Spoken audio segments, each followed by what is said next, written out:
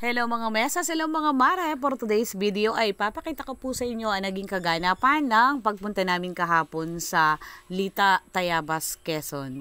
Aban nga po, after po namin manggaling sa Tayabas sa Lita, Tayabas, Quezon ay pumunta kami sa Karatig Barangay.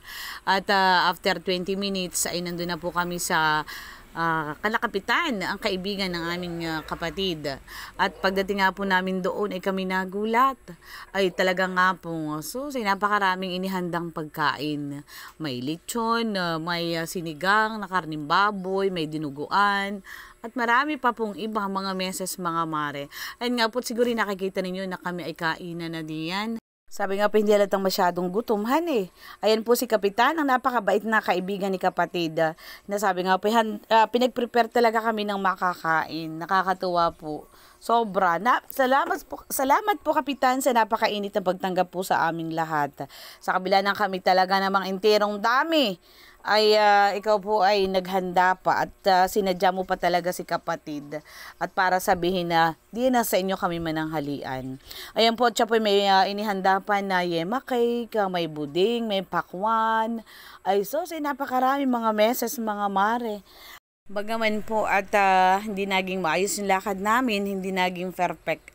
Sabi nga po, merong naging karanasan na hindi maganda, ay at least kami po naman ay nabusog, nakabawi sa napakasarap na inihandang pagkain ni Kapitan.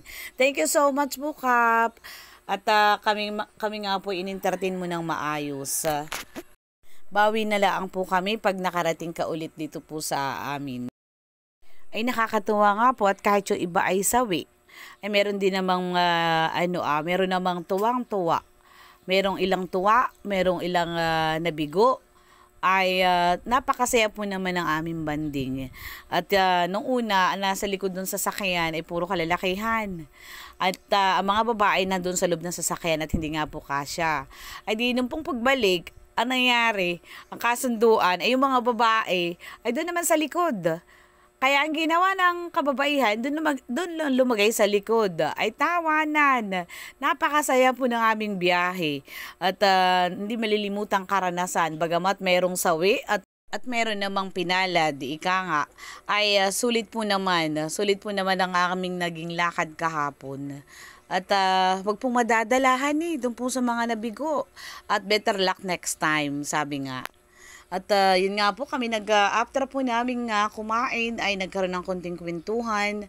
At syempre, nagpaalam na kami para po makauwi na at kinakailangan po kami maagang makauwi. Ayun, thank you so much po muli Kapitan. Salamat po sa inyo at salamat din po sa iyong kaibigan kay Kagawad. At sabi, in-entertain nga kami ng husto at wala po akong masabi. At sa mga naging kasama ko po kahapon, maraming salamat po sa napakasayang banding natin.